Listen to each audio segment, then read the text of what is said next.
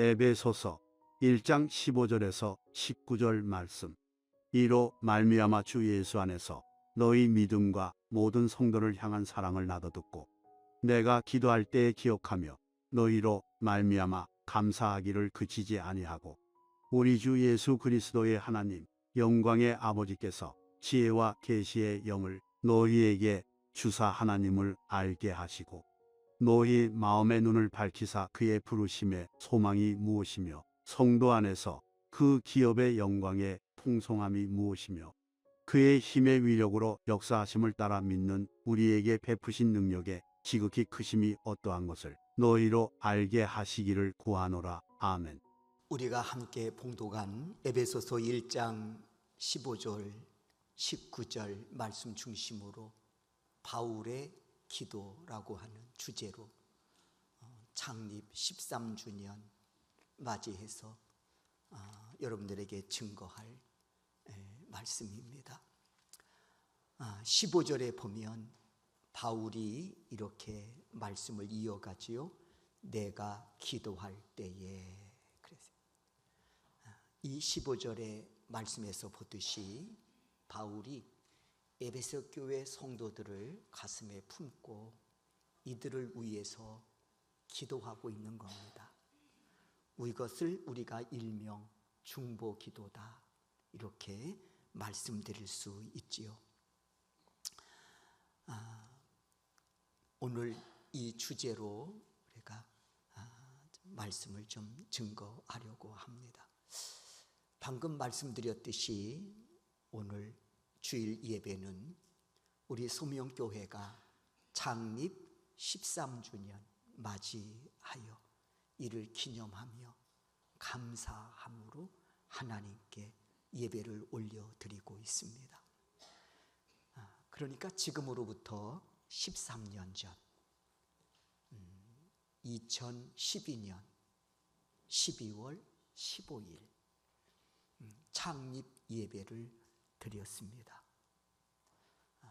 그때 아이들까지 인원이 37명이었습니다.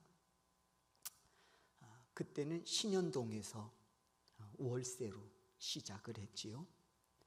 그리고 이곳에 소명교회 성전을 건축하여 오늘에 이르게 하셨습니다. 이에 우리 모두는 여기까지 인도하신 하나님께 감사하며 모든 영광을 하나님께 올려드립니다.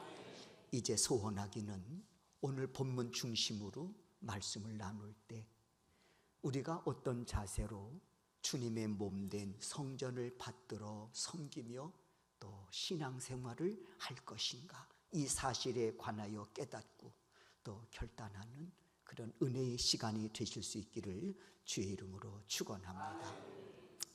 오늘 본문은 제가 말씀드렸듯이 바울의 기도입니다.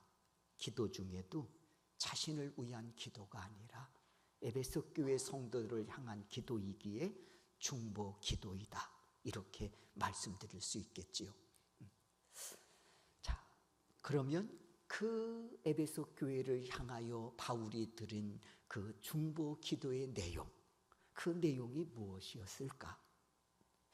오늘 이 본문에서 찾아보면서 하나하나 살펴보며 은혜를 나누려고 합니다. 첫 번째는 바울의 첫 번째 이 중보 기도는 뭔고 하니, 하나님, 저들이 부르심의 소망을 알게 해 주십시오 하고 기도하고 있습니다. 18절을 한번 보시지요. 너의 마음의 눈을 밝히사 그의 부르심의 소망이 무엇이며. 그러니까 이 기도문에서 알 수 있듯이 지금 바울은 에베소 교회 성도들이 왜 하나님이 자신들을 부르시어 이 교회의 일원이 되게 하셨는지 그 이유를 알게 하심으로써 깨달은 바 그것을 소망 삼고 살아가도록 해 주십시오 하고 기도하고 있다고 하는 겁니다. 여러분, 성경 말씀을 읽다 보면 하나님은 시대마다 당신의 마음에 합한 사람들을 부르심을 알 수 있습니다. 그리고 부르시고 그들을 귀히 사용하시지요. 창세기 12장에서도 보면 하나님께서 갈대아 우르에 살고 있던 아브라함을 부르십니다. 그때 나이가 75세였다 했습니다. 그 75세 된 아브라함을 부르시면서 그 부르신 이유를 분명히 하십니다. 아브라함아, 내가 너를 부른 것은 너를 열국의 아비로 세워 세상의 아비로 세워 복의 근원으로 쓰려고 한단다 하면서 하나님께서 아브라함을 부르실 때 그 이유를 그에게 분명히 말씀하십니다. 그리고는 하나님은 아브라함을 연단시키시고 훈련시키심으로써 그를 다듬어 가십니다. 열국의 아비로서 축복의 근원으로서 쓰임 받음에 부족함이 없도록 하나님은 훈련과 연단을 통해서 그를 다듬어 가신단 말이에요. 무려 25년 동안. 무려 25년 동안. 그리고는 때가 됨에 그 이름을 아브라함에서 아브라함으로 새 이름으로 하나님이 그를 지어주십니다. 아브라함이라고 하는 뜻은 뭔고 하니 열국의 아비, 세상의 아비, 그런 새 이름으로 바꾸어 주십니다. 그리고 그를 역사의 무대에 세우시고 복의 근원으로 사용하시기를 시작하시는 거예요. 여러분, 이 시점에서 우리가 생각해 볼 게 있습니다. 만약 아브라함이 하나님으로부터 부르심이라고 하는 은총의 순간이 없었다면 그 인생은 어떻게 되었을까? 부르심이라고 하는 은총이 없었다면 남은 그 인생은 어떻게 되었겠느냐라고 하는 겁니다. 아브라함의 아버지의 이름이 데라거든요. 그 아버지의 직업이 뭐냐? 우상, 나무를 깎아가지고 우상을 만드는 거예요. 그리고 그것을 팔아서 생계를 유지했습니다. 그러고 보면 아브라함도 하나님께로부터 부름을 받지 않았다면 아버지 데라의 유산을 이어받아서 우상을 만들어서 파는 그런 일들을 이어받아 평생 하나님을 대적하는 일에 종사하며 살았을 겁니다. 본의 아니게 하나님을 대적하는 그런 삶을 살았을 거예요. 그러나 그는 75세 때에 하나님의 부르심을 받았단 말입니다. 그리고 부르심의 이유까지 들은 후에 아브라함아, 내가 너를 열국의 아비로 쓰려고 해. 내가 너를 복의 근원으로 쓰려고 한단다 하는 그 사실을 들은 후에 아브라함은 부르심의 소망을 품고 살았단 말입니다. 그리고 하나님은 그 소망을 부끄럽지 않게 해주셨습니다. 아니, 부끄럽지 않게 하실 정도가 아니라 엄청난 은혜를 부어주셨단 말입니다. 부르심의 약속대로 그를 열국의 아비로, 부르심의 약속대로 그를 복의 근원으로 쓰셨단 말입니다. 이 사실을 한마디로 이렇게 우리에게 알려줍니다. 마태복음 1장 1절이에요. 아브라함과 다윗의 자손 예수 그리스도의 계보라. 첫 번째, 누구의 이름이 등장합니까? 아브라함. 하나님이 지어주신 새 이름 열국의 아비라고 하는 그 뜻을 지닌 아브라함과 다윗 자손 예수 그리스도의 계보라. 이게 무슨 의미입니까? 예수 그리스도께서 이 땅에 오심에 있어서 아브라함을 통해, 아브라함의 혈통을 통해, 아브라함의 가문을 통해 오셨다는 것을 말씀하고 있는 겁니다. 아브라함의 그 혈통을 이어서 예수 그리스도가 이 땅에 오셨단 말입니다. 제가 결혼하기 전에 서원을 한번 봤습니다. 보려고 본 게 아니라, 여보 이해하세요. 보려고 본 게 아니에요. 제가 전도사 시절에 까마득한 선배 목사님이 총각인 걸 알고, 우리 집사는 사귀기 전이니까, 사귀면서 그러면 안 되지. 사귀기 전에, 알기 전에, 우리 지방, 제가 잠실 지방에서 목회를 했거든요. 롯데월드 거기 목회. 전도사 때 27이었습니다. 그때가 28이었죠. 총각 전도사로 담임 목사를 하고 있는데, 지방 목사님께서 저를 이제 중매를 쓰신 거예요. 말하자면 이제 자기 친구 여동생을 소개시켜 준 거예요. 한번 봐라. 그래서 저야 싫다고 그랬죠.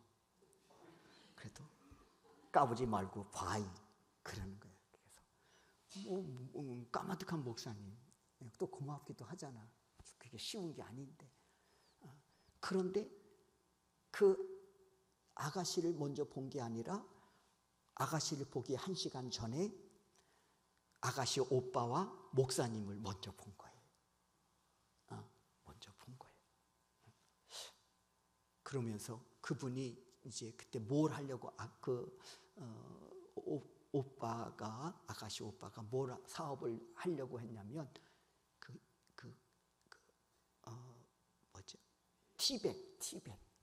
티백 있잖아요. 그 사업을 구상하고 지금 하려고 하고 있다. 40년 전이니 거의 그렇게 됐으니까, 그렇죠? 3, 40년 전이었거든요.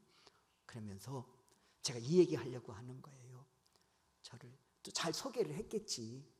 그 목사님이 그 친구에게. 그러면서, 전도사님, 우리 가문에 목사가 들어온다는 것은 영광입니다. 그러면서 제 여동생과 사귀어 주시지요. 이제 그런 거예요. 제가 이런 사람, 가문의 영광을 빛낼 사람이래. 우리 가문에 목사님이 들어오신다는 것은 큰 영광입니다. 제가 그걸 잊지를 못해요. 근데 한두 번 만나봤는데 아닌 것 같아. 그래서 이제 더 이상 관계를 이어가지 못했습니다만은, 목사가 자기의 가문에 들어오는 것도 영광으로 생각을 한다. 하물며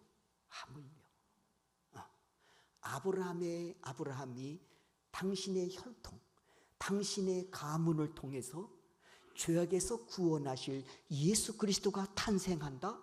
여러분, 이것처럼 영광이 어디 있겠습니까? 그러니까 예수 그리스도께서 이 땅에 오심에 아브라함의 가문을 통해, 아브라함의 혈통을 통해 오셨다는 거예요. 이보다 더 큰 영광이 어디 있겠냐는 거예요. 이보다 아브라함의 인생을 가치 있게 하고, 이보다 아브라함의 인생을 의미 있게 하는 일이 어디 있었겠느냐는 겁니다. 이렇게 하나님은 그 인생을 쓰셨습니다. 가치 있게, 존귀하게. 그리고 아브라함은 이 은혜를 소망 삼고 살았습니다. 소망 삼고 살았다. 야, 하나님이 나를 부르시더니 열국의 아비로 쓰신다고, 복의 근원으로 쓰신다고. 이것을 소망 삼고 살았단 말입니다. 여기서 놓치지 말아야 할 게 있습니다. 이 은혜의 출발점이, 이 복의 출발점이 어디서부터 시작된 거예요? 부르심이에요. 부르심. 그래서 부르심을 우리는 이렇게 표현하죠. 은총의 순간이라고 말입니다. 이는 모세도 마찬가지예요. 출애굽기 3장을 보면 모세가 80세 때에 하나님께로부터 부르심을 받습니다. 부르신 이유는 뭡니까? 역시 말씀하죠. 모세야, 애굽에서 내 백성들이 고통을 당하고 있는데 이들을 이끌고 내가 그들에게 약속한 가나안 땅이 있는데 그곳으로 좀 이끌어라. 내가 너에게 이 사명을 준다. 그래서 내가 너를 부른 거야. 그럴 때 모세가 반응이 뭐예요? 아이고 하나님, 이 나이에 뭘 하겠습니까? 거절하지요. 그래도 하나님은 강권하여 하나님께서 그 일을 맡기시죠. 그래도 모세도 강권하여 거절합니다. 부르시려면 진작 부르시지. 지금 불러서 이 늙은이 어디다 갖다 쓰시려고요? 감당할 수 없습니다, 하나님. 그래도 하나님이 강권하여 부르시면서 주시는 메시지가 하나 있습니다. 내가 너와 함께 하겠다. 그리고는 그 남은 인생 40년을 쓰임 받습니다. 120년 80대에 부르셔가지고 40년 동안 이 백성들을 광야에서 이끌어 약속의 땅 문 앞에까지 이들을 인도한다 말입니다. 남은 그 인생을 하나님께서 아름답게 하시고 가치 있게 해 주셨다 말입니다. 모세 역시 이 약속을 붙들고 이스라엘 백성들과 함께 광야 40여 년을 거쳐서 드디어 목적지 가나안 땅이 보이는 모압 평지까지 달려온 겁니다. 약속하신 대로 매 순간 하나님은 모세와 함께 하셨지요. 그리고 모세는 그 모압 평지에 있는 느보산에 올라갑니다. 모세야, 느보산에 오르라. 그 오른 거예요. 올라보니 하나님이 약속하신 가나안 땅이 한눈에 쫙 펼쳐져 있는 거예요. 얼마나 감격스러웠을까요? 40년을 달려온 겁니다. 그 약속의 땅을 바라보면서 40년을 달려온 거예요. 그리고 이제는 그 약속의 땅이 눈앞에 펼쳐져 있는, 하나님이 보여주시는 거예요. 그러면 하나님이 말씀하시지요. 모세야, 너는 여기까지니라. 그때 모세가 하나님 조금 더 쓰시지요. 그럴 수도 있겠지. 여기까지 인도하셨는데 그래서 저 땅을 제가 한번 밟아봐야 되지 않겠습니까? 40년을 달려왔는데 모세 입장에서는 그럴 거 아니에요? 근데 모세는 여기까지니라 그랬을 때 그 반응을 보면 아멘이었습니다. 여기까지니라. 에? 그게 아니고 하나님 왜 이러십니까? 그게 아니고 아멘이었습니다. 그러면서 그는 느보산에서 감사 기도하며 드리며 마지막 생애를 마무리합니다. 하나님, 부르심을 통해 이렇게 내 인생을 아름답게 하시고 가치 있게 사용해 주셔서 감사합니다. 하나님의 부르심의 은혜가 없었다면 양을 치다가 죽을 인생이었는데 이렇게 부르심을 받아 소망 중에 여기까지 달려오게 하셨으니 감사합니다. 그리고 이제 하나님의 품 안에 안겨 내 인생을 마무리 짓게 하시니 감사합니다. 기도하며 죽음을 맞습니다. 사랑하는 성도 여러분, 이 모습이 부르심을 입어 부르심의 소망을 갖고 사는 믿음의 사람들의 모습이라고 하는 것입니다. 여러분은 그날이 다가왔을 때 어떤 모습으로 인생을 마무리 짓고 싶으십니까? 어떤 모습으로? 어제 전화가 왔어요. 원래는 화요일 날 신방 가기로 약속을 했는데 아버님이 병원에 입원하시는데 위독하신다. 목사님 오셔서 기도해 주시면 좋겠습니다. 언제냐? 그랬더니 신방 전사님이 화요일 날 요청했습니다. 가야지요. 그리고 달력에 기재를 해놨는데 어제 밤에 차를 몰고 제가 어디를 가는데 전화가 왔어요. 위독하시다. 그래서 전화로도 기도합시다. 그리고는 그 아버님 귀에다가 핸드폰을 좀 대라 해가지고 제가 기도를 해드렸습니다. 그리고 예배 전에 올라왔는데 새벽에 아버님 하늘나라에 가셨습니다. 고향이 목포이신가 봐요. 장로님 목포랍니다. 네, 장로님 목포. 네. 다른 얘기야 그냥 목포라고 알려드린 거야. 지금 내려가고 계신데. 그리고 오늘 또 새벽에 제가 전화를 받았습니다. 5시 25분 저 변화변이 울렸습니다. 저 깜짝 놀랐습니다. 새벽기도 안 나가는 거 가지고 교육 목사님 뭐 하시냐고 안 나오시고 전화한 줄 알고 기가 보내가지고 하고서 4시 25분인 거예요. 그래가지고 뭔가 이상해. 그랬더니 우리 권사님 이름이 뜨는 거야. 아, 권사님. 여러분 밤 늦게 전화 오거나 새벽에 전화 오는 거는 기쁜 소식은 아니야. 목사님 기뻐해 주십시오. 밤 12시 전화하신 분은 내가 아직 한 번도 못 받아봤어요. 새벽에 또 전화해가지고 목사님 기뻐해 주십시오. 제가 이런 이거 못 들었어요. 목사님 큰일 났습니다. 이거지. 가슴이 더 철렁대라. 왠가 했더니 어머님 지금 요양원에 계신데 임종하시겠다고 빨리 오라고 연락이 왔는데 목사님 오셔서 예배 좀 드려주시면 좋겠습니다. 그래가지고 가서 임종 예배 드렸습니다. 돌아가셨습니다. 오늘 새벽에 그러니까 두 분이 돌아가신 거예요. 여러분, 제가 드리고 싶어하는 말씀은 여러분은 그날이 다가왔을 때 어떤 모습으로 여러분의 인생을 마무리 짓고 싶으시냐라는 겁니다.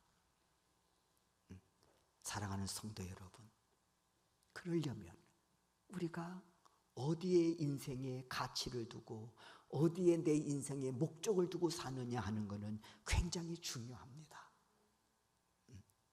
무엇이 내 인생을 아름답게 하고 무엇이 내 인생을 가치 있게 할까?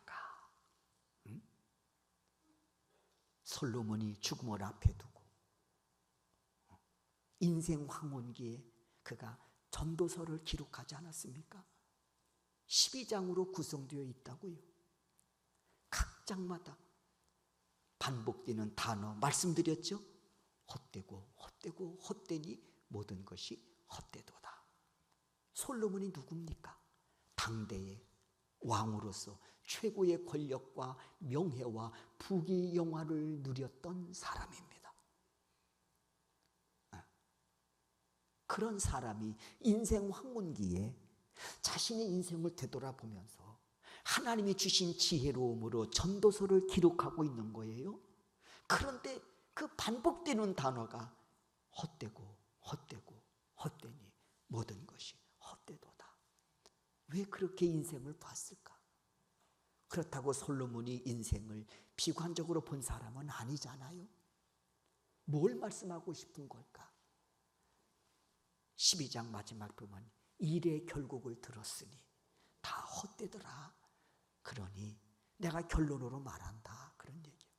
여호와를 명령에 순종하고 여호와를 경외하라. 무슨 말인고 하니 내가 왕으로서 부귀영화, 명예, 권력 다 내가 누렸다 손치더라도 내 인생에 하나님이 계시지 않았더라면 이 모든 것들은 다 헛된 것들입니다. 그걸 말하고 싶은 거예요. 인생을 비관적인 측면에서 말하고 싶려고 하는 게 아니고 헛되다라고 반복한 이유는 뭐냐? 내가 왕으로서 권력과 부귀영화와 명예를 누렸다 손치더라도 내 인생에 하나님이 계시지 않았다면 이 모든 것들은 다 헛된 겁니다. 그 말하고 싶은 거예요. 오늘 아브라함이 부르심을 받지 않았다면, 모세가 부르심을 받지 않았다면 어떻게 됐을까? 부르심을 받은 이후에 그들의 인생은 가치 있게 되었고 의미 있게 되었고 아름답게 그 인생을 마무리 지어 갔단 말이에요. 그렇다면 우리에게도 그날이 다가왔을 때 어떤 모습으로 우리의 인생을 마무리 짓기를 원하시느냐라는 겁니다. 사랑하는 소명교회 성도 여러분, 무엇이 내 인생을 아름답게 하고 무엇이 내 인생을 가치 있게 하는가? 주 안에서 답을 찾아가는 여러분 되실 수 있기를 주의 이름으로 축원합니다. 그래서 부르심의 은혜를 입어 소망 중에 살아가는 여러분, 오늘 본문을 통해서 이와 같은 깊은 깨달음이 있기를 주의 이름으로 축원합니다. 그래서 모세의 이 아름다운 마지막 순간이 우리 모두의 마지막 순간이 될 수 있도록 그날을 준비하며 오늘을 살아가는 믿음의 사람들이 되실 수 있기를 주의 이름으로 축원합니다. 두 번째, 모세가 기도하는 내용이 있죠. 18절, 그 기업의 영광의 풍성함이 무엇이며, 그래서 기업의 풍성함을 알게 해 주십시오. 하나님, 에베소 교회 성도들이 부르심을 받지 않았습니까? 이제 기도합니다. 기업의 풍성함을 알게 해 주십시오. 두 번째 기도 제목입니다. 이 기도는 이런 뜻입니다.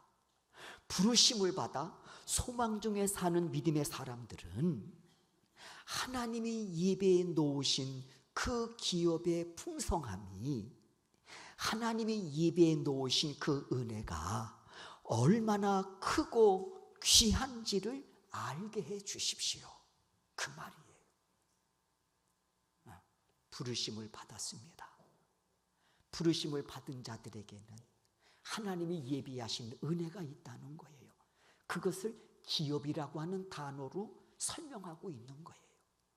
예비하신 은혜가 있다는 거예요. 그 은혜가 얼마나 풍성한지, 그 은혜가 얼마나 크고 귀한지 하나님, 저들이 알게 해주세요. 두 번째 기도입니다.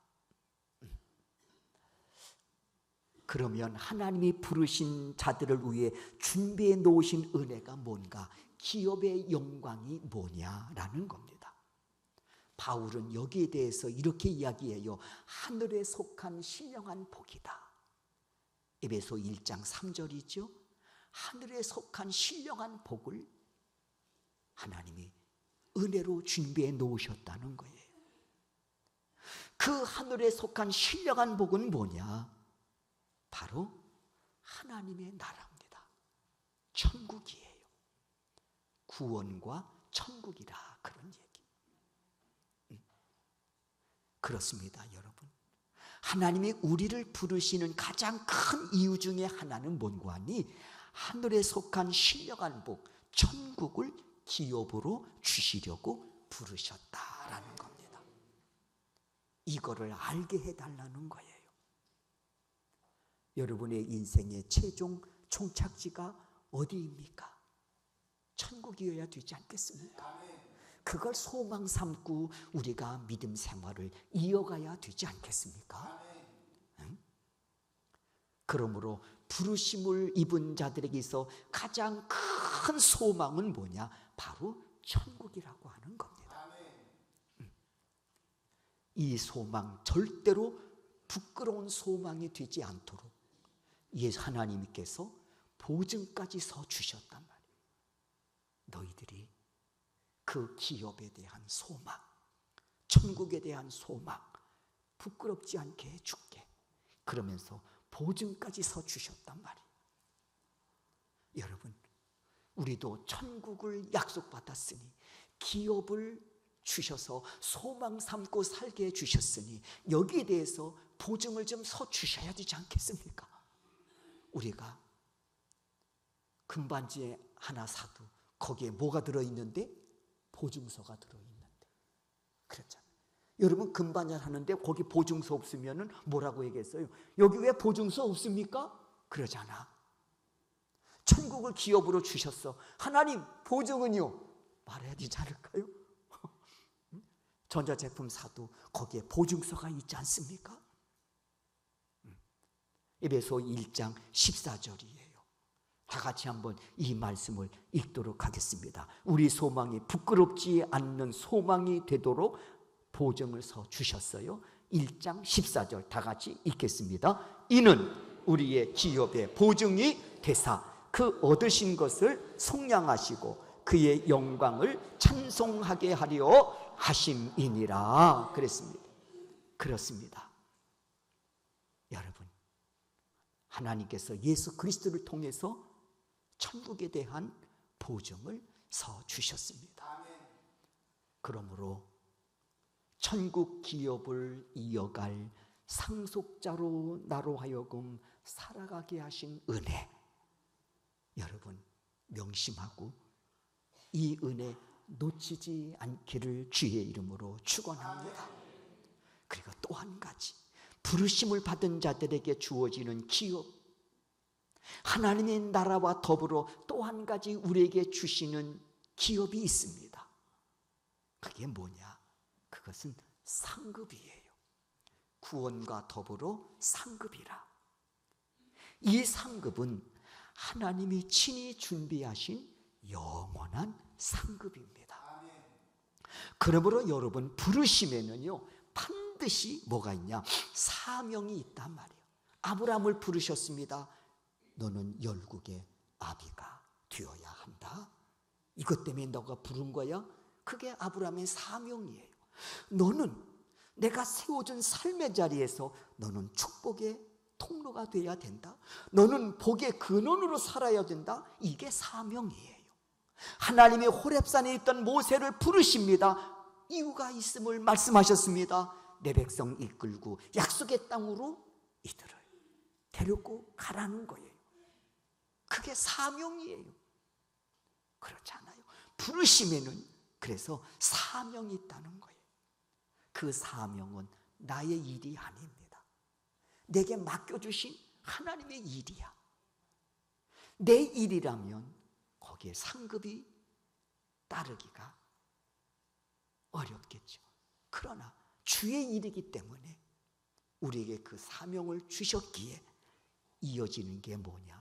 상급이라 그런 이야기입니다. 그래서 부르심, 사명, 상급 이렇게 도식이 성립이 될 수 있습니다. 그래서 구원은 믿음으로 받지만 상급은 반드시 사명을 통해서 받는 것이다.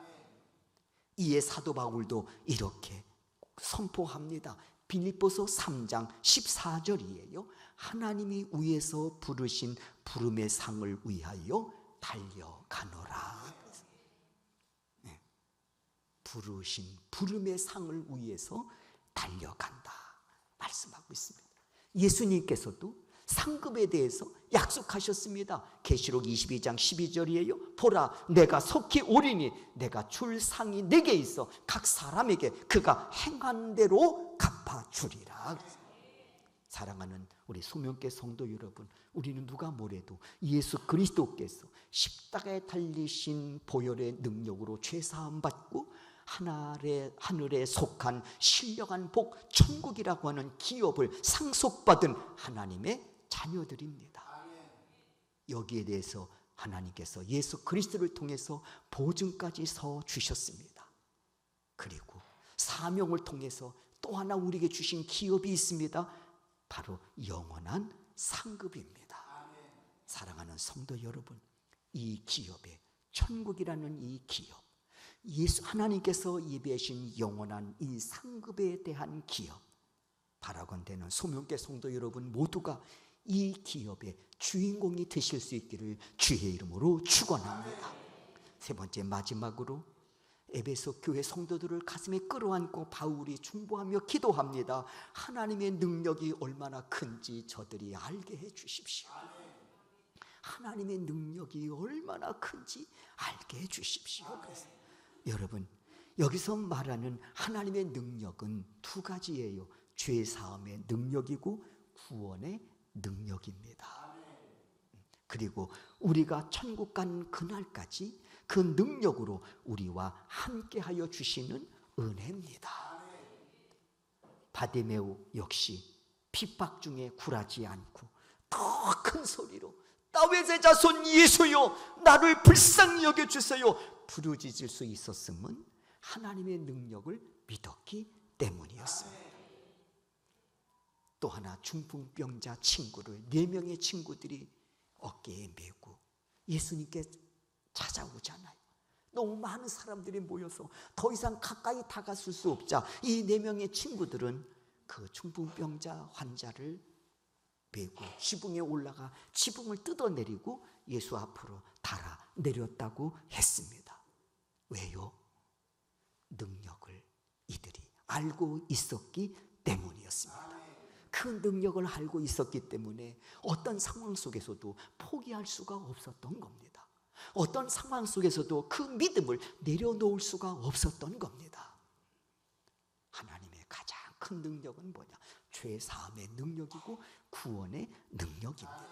그래서 우리가 어떤 어려운 상황 속에 있다 할지라도 우리가 그리스도를 향해 달려가는 우리의 믿음의 여정을 중단할 수가 없는 줄로 믿습니다.